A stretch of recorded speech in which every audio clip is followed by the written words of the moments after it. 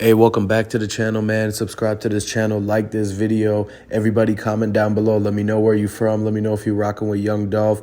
Hey, let's get right into it. So, guys, look, Glock should have been there to protect Dolph, man, no matter what you think about it. All of these rappers, now that you're hearing on the news, it's almost like every single day. Where are their close ones at? Where are their day ones?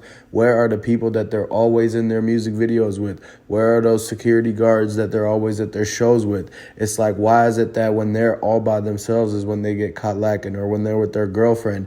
I know that they be posting locations and doing all this, man. You got to understand, just like how the Young Dolph situation happened where he was at a restaurant, that's the same thing that happened with PNB Rock, man. It's the same thing that was going on with Sauce Walker.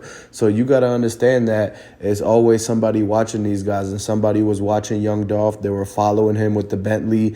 They were following him from the gas station in the Corvette. The people in the white Benz knew about it. The people in the Tahoe and the Lincoln and 901 Trigger Trace Ford truck, they all knew about this, man. It was a fleet of people, literally like a race car team filled with people following these rappers and trying to make sure they see their every move in case they want to get their jewelry, in case it's a hit out there that they're trying to collect cash on. People put money on their heads, man. It was rumored at first in Memphis that it was $1 million to potentially $500,000 on Dolph's head. And a lot of people were telling me that. A lot of people were saying that was what was going on. And even Mia J had came out and said that she was going to put $500K on whoever did its head. And that was floating around for a while. A lot of reports picked that up. And so one thing you guys got to understand is that where are all these people that have their people around them, like their entourage? They're nowhere to be found when they end up inevitably getting hit up, or something bad happens, or they get into an altercation. It's like we always see them on TV. We always see them in the shows and everything like that, with like 20 to 50 people deep. And it's like you would think that they will ride around with a big group of people too, but no. It turns out that when they're trying to live privately and trying to live their lives, like when Dolph was trying to move around privately, he's by himself or he's with his brother, like no more than one other person. And so it's hard if that person's not that same mentality of moving in a certain way. Like Glock should have been riding with Dolph to protect him and everything, to make sure that nothing happens, and that they're both like on the mindset that we are who we are. We know that we're popular. We know that like a lot of people are jealous, and so they're going to want to come after him. They're going to want to, there's a lot of haters that they're going to encounter in life. And so what happens is that this time it's like Dolph didn't have any of the protection with him. A lot of people were saying that Dolph's brother was a security guard and everything like that. But come on, man, he's not a trained security guard. He had the Drake in a backpack. He didn't have it ready to go.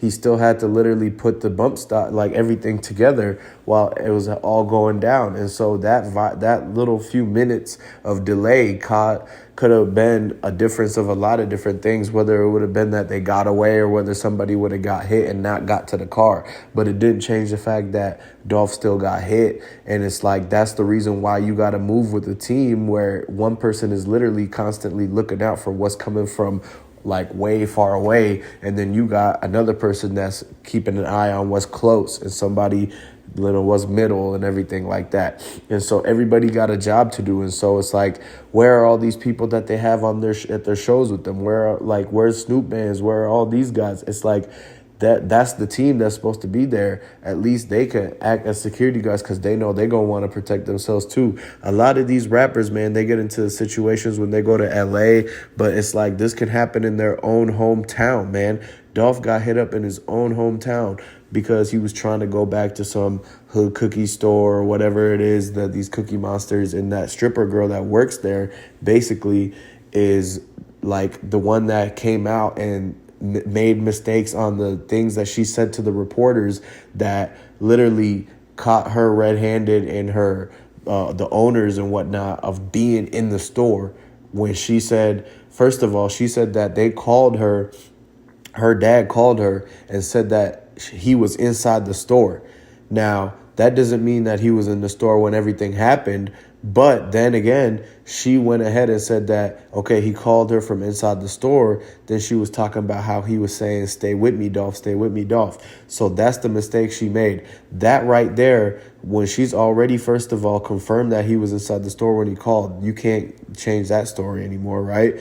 And then second of all, with the "Stay With Me, Dolph," him talking to Dolph means that he was there while Dolph was literally getting hit or got hit initially in the first place. And so it's like, why would he call saying that if he said he was inside, he was not inside the store? And that's where you have the mix up. The fact that she even said the part about the "Stay With Me, Dolph," that's what implicated him to be in there while the scene was going on. And that's what everybody is really looking into. And like, you just can't trust nobody these days, guys. You can't trust anyone. So don't take one story as the full fact and don't take any other things. You just got to look at everything into account and just think for yourself, like, what's really going on out here. And really, people out here just need to open their eyes and look at the facts that we still haven't seen the footage. We never seen him walk inside the store. Matter of fact, his keys were taken, and that's why they won't show the footage of him walking into the store. Like, we broke it down, and we seen that footage at the clinic where it's a lady that straight up snatches his keys out of his coat pocket, literally mid-interview on 4K camera. That's how everybody caught it. It's like 800,000 people that seen that footage by now.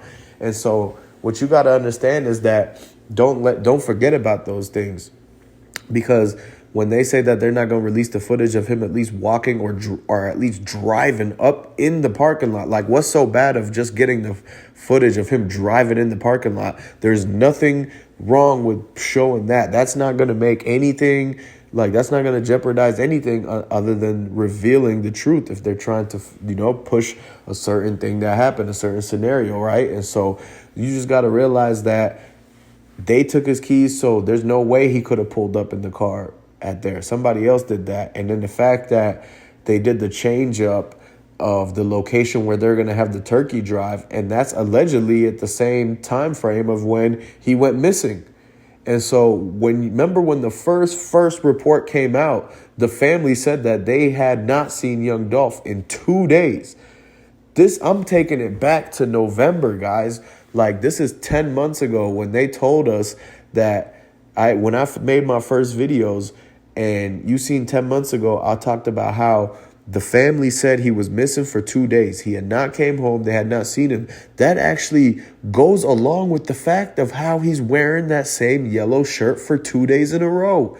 Guys, this dude has $100 million.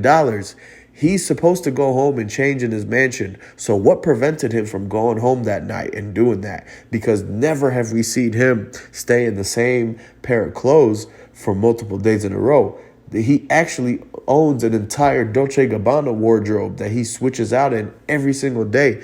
He has Louis Vuitton entire outfits from hat to socks to shoes where he uses for just casual going around and stuff. So it's kind of funky and it's kind of weird that 2 days that the family said he was missing is the 2 days that we see him wearing the same clothes, and then inevitably just ending up randomly showing up at the cookie shop after his keys go missing, after the location gets changed up on the turkey drive. We see them trying to change the timing of when he was at the gas station. All of this is now coming to light, guys. So what is hidden in the dark will eventually come to light. We on this, so go ahead and subscribe to this channel, like this video. We're going to continue bringing you guys some fire content, and I'm going to see you on the next one. Peace.